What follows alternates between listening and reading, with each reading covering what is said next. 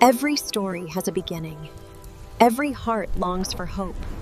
And every page points to something greater. Imagine the most beautiful place you have ever seen. Now multiply that by 1,000. That is where our story begins. After God created the heavens, the earth, the seas, the animals, and everything in between, He did something deeply personal. He created a man. Not from a factory, not from a machine. He formed him carefully with his own hands from the dust of the ground. Then he leaned close and breathed life into him. That man was Adam, and from the very first breath, he was loved. God planted a garden unlike anything the world had ever seen. He called it Eden. It was filled with rivers, trees, and fruit of every kind. It was safe. It was beautiful. It was home. And God gave Adam a job, not as punishment, but as purpose. He was to tend the garden, care for it, and name every living creature. Imagine that. Every bird, every animal, every creature parading past, and Adam giving each one a name. Elephant, giraffe, lion, hummingbird. But as Adam looked around at all the animals, each one paired with another of its kind, he noticed something. He was alone. No suitable helper was found. "It is not good for man to be alone," God said. "I will make a helper perfectly suited for him." So God caused a deep sleep to come over Adam, and while he slept, God took one of his ribs and formed from it a woman. When Adam opened his eyes and saw her, his response was pure joy. "At last," he said, "bone of my bone, flesh of my flesh." Her name was Eve. And together, in this perfect garden, they had everything they could ever need. Now God had given Adam and Eve complete freedom in the garden. Every tree, every fruit, every river and meadow and hillside was theirs to enjoy. But there was one rule, just one. In the center of the garden stood a tree called the tree of the knowledge of good and evil. And God said clearly, "You may eat from any tree in the garden, but do not eat from this one." It is forbidden. "You may eat from any tree in the garden, but do not eat from this one. The day you do, everything will change." It was not a cruel rule. It was a loving one, like a parent telling a child not to touch a hot stove. God knew what was on the other side of that choice, and he wanted to protect them.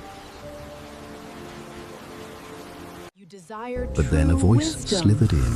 A serpent, crafty and cunning, approached Eve near the tree. "Did God really say you cannot eat from any tree in the garden?" It whispered. "We can eat from the trees, just not that one. God said if we eat from it, we will die." "You will not die," it said smoothly. "God knows that when you eat it, your eyes will be opened. You will be like God, knowing good and evil." It was a lie, wrapped in just enough truth to sound convincing. Eve looked at the fruit. It looked beautiful. It looked delicious.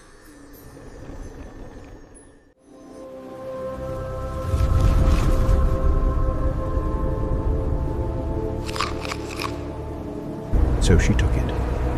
She ate. And she gave some to Adam, who was right there with her. And he ate too. In that one moment, everything shifted. Their eyes were opened, but not in the way they hoped.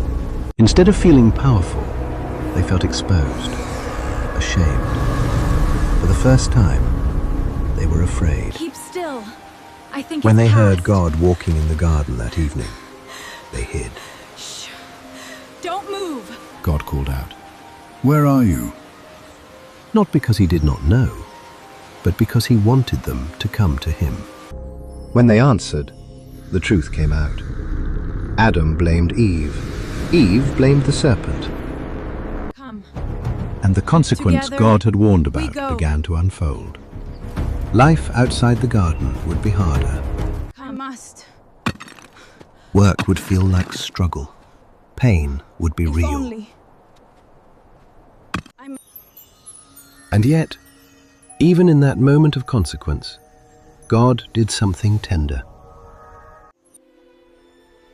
He made clothing for them with his own hands to cover their shame. Even in their worst moment, God did not abandon them. He still cared for them. The story of Adam and Eve is not just an ancient story. It is our story. We all face moments where we have to choose, trust God's way or go our own way. I am so sorry. And if we are honest, we know what it feels like to make the wrong choice and wish we Forgive could me. take it back. The But here light. is what this story also shows us. God does not stop loving is us that? when we fail. I He don't comes know. looking for us. The light. He calls us by our name. And even when life gets harder because of our choices, He walks with us through it. The garden may have been lost, but the love of God never was.